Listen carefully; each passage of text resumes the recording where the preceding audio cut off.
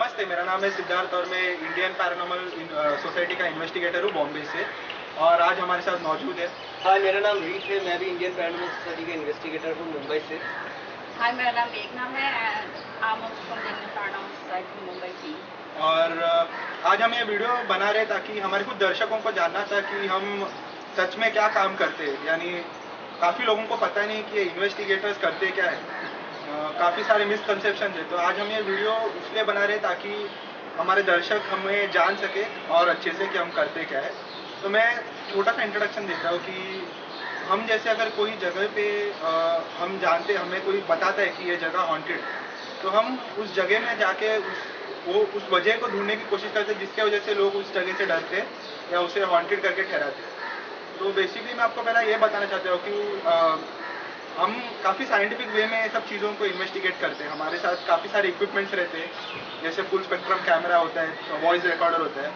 और ये सब हमें ये सब गैजेट्स की वजह से हमें और आसानी होती है पता लगाने में कि कोई जगह हॉन्टेड है या नहीं। तो मैं जानना चाहता हूँ रीत से कि आपके कुछ एक्सपीरियंसेस अगर आप शेयर करें आप सोसाइटी में।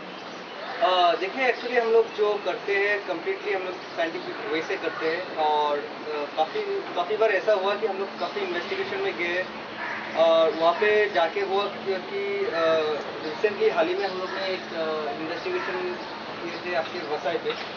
वहाँ पे हुआ कि जो हम लोग के क्लाइंट थे उन्होंने बताया कि उनको काफ़ी ह्यूमन फिगर्स नज़र आते हैं, यानी एक औरत नज़र आती है या वॉल से दो बच्चे निकलते हैं। तो फिर जब हम लोग हमारे टीम लेके वहाँ पे पहुँचे और हम लोग ने हमारा इन्वेस्टिगेशन स्टार्ट किया। और इन्वेस्टिगेशन को जब हम लोग ने कंक्लूड किया तो हमें पता चला कि वो जो पर्टिकुलर रूम है वो रूम पे आपका वो रूम काफ़ी एडजेसेंट था आपके रास्ते हाईवे से। और वो हाईवे का जो स्ट्रीट लाइट है उससे काफ़ी हाई EMF यानी इलेक्ट्रोमैग्नेटिक फ्रीक्वेंसी जो है वो हाई होते हैं। तो उससे हम लोग के जो है वो हेलुसिनेशन पैदा करते हैं। तो इसी हेलुसिनेशन की वजह से उन लोग को डिफरेंट ह्यूमन फिगर्स नज़र आते हैं। तो बेसिकली मैं बोलना चाहता हूँ कि 96% हम लोग के केसेस जो है वो साइकोलॉजिकल या साइंटिफिक रीजंस होते हैं उसके बिहाइंड। और हार्डली हम लोग को ऐसा पैरानॉर्मल क्लूज मिले। तो मैं भी ये बोलना चाहता हूँ कि जो भी हम लोग करते हैं वो कम्प्लीटली बिलीफ सिस्टम के ऊपर नहीं, हम लोग साइंस को बिलीव करके हम लोग चलते हैं। और ये पे अगर आप थोड़ा रिसर्च करेंगे तो आप जानेंगे कि काफ़ी हाई EMF होने से हेलुसिनेशंस तो होते हैं, बट साथ ही साथ कई और बीमारियां भी होती हैं।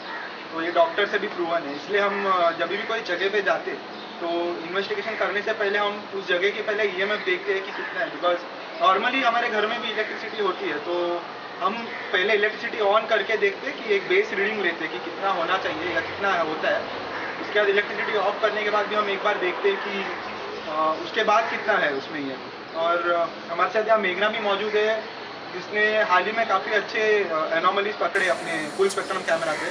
तो मैं सिर्फ जानना चाहता हूँ कि वो मतलब कैसे या वो सोचते क्या है वो टाइम इन्वेस्टिगेट करते हैं। एक्चुअली जब हम लोग इन्वेस्टिगेशन के लिए जाते हैं एंड लाइक कभी सिद्धार्थ ने बोला है कि हम लोग सबसे पहले एक बेस रीडिंग लेते हैं।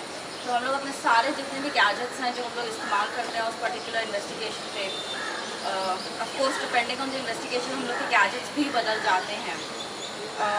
सबसे पहले सारे गैजेट्स के साथ हम लोग एक बेस रीडिंग लेते हैं, लाइक फॉर EMF है या K2 है, इवन पिक्चर्स। सबसे पहले वैसे तो मेरे दिमाग में ऐसा कुछ चलता नहीं है कि किस टाइप से या किसी जगह पे फोकस करना है या ऐसा कुछ।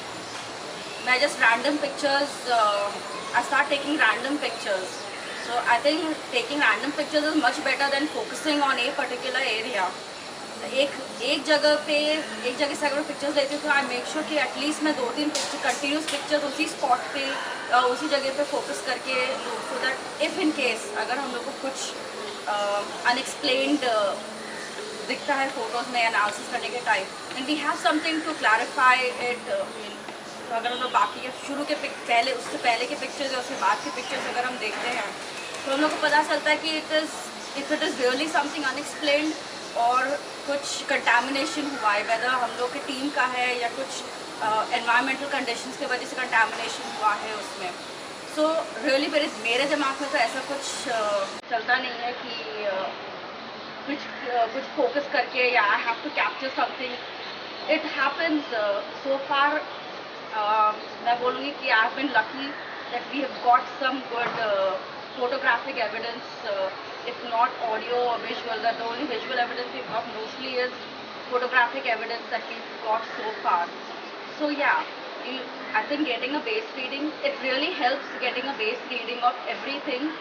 And then जब वो लोग actual investigation में पहुँचते हैं तो वो collaborate करने के लिए वो अपना evidence, it helps. मैं एक बार आपको बताना चाहता हूँ कि ये जो भी गैजेट्स हम यूज़ करते हैं ये काफ़ी बाकी सारी इंडस्ट्रीज़ में भी यूज़ होती है, जैसे कि EMF मीटर, ये काफ़ी सारी इंडस्ट्रीज़ में अगर कोई इलेक्ट्रिसिटी लीकेज है तो यहाँ सब भी ये यूज़ होता है। तो ये ऐसा नहीं है कि ये सिर्फ हम इन्वेस्टिगेशन के लिए बनाते हैं। हाँ, हालांकि कुछ गैजेट्स ऐसे भी है जो सिर्फ प्रॉपर एक इन्वेस्टिगेशन के लिए ही बनाई जाते हैं, बट बेसिकली जो नॉर्मल जो गैजेट्स हम यूज़ करते हैं वो काफ़ी सारे गैजेट्स इंडस्ट्रीज में या बाकी कहीं और डिफेंस में, जैसे थर्मल कैमरा, ये डिफेंस में भी यूज़ होते हैं और ये सब गैजेट्स महंगे भी होते हैं। तो हमें अपना इन्वेस्ट करके हमें उन गैजेट्स लेते क्योंकि हमें जानना होता है। तो मैं इतना ही बताना चाहता हूँ कि हम कोई गोस्ट हंटर या ऐसे कोई चीज़ नहीं है जो कि हम किसी चीज़ के लिए भागते। हमारा सिर्फ यही मकसद है कि काफ़ी सारे अंधश्रद्धा भी है, सुपरस्टिशन जैसे हम कहते हैं, तो हमें वो मिटाना है और हमें अगर कुछ है तो हाँ वो क्या है वो जानने के लिए हम ये करते हैं। और एविडेंस काफ़ी इंपॉर्टेंट होता है कि कभी क्लाइंट को प्रूव करने के लिए कि हाँ आपका घर में कुछ है या जो भी है, पर evidence I guess is a must, आपको चाहिए रहता है एविडेंस दिखाने के लिए। तो मैं चाहूँगा कि अगर आप कोई वीडियो पसंद आए तो आप ज़रूर लाइक कीजिए वीडियो को, और अगर आपके दिमाग में और कोई सवाल है तो आप ये सवाल हमारे कमेंट सेक्शन में लिख सकते हो और हम आपके सवालों के लिए एक और वीडियो बनाएंगे जिससे आपके जो भी डाउट्स है वो सब क्लैरिफाई हो जाएगा। Thank you.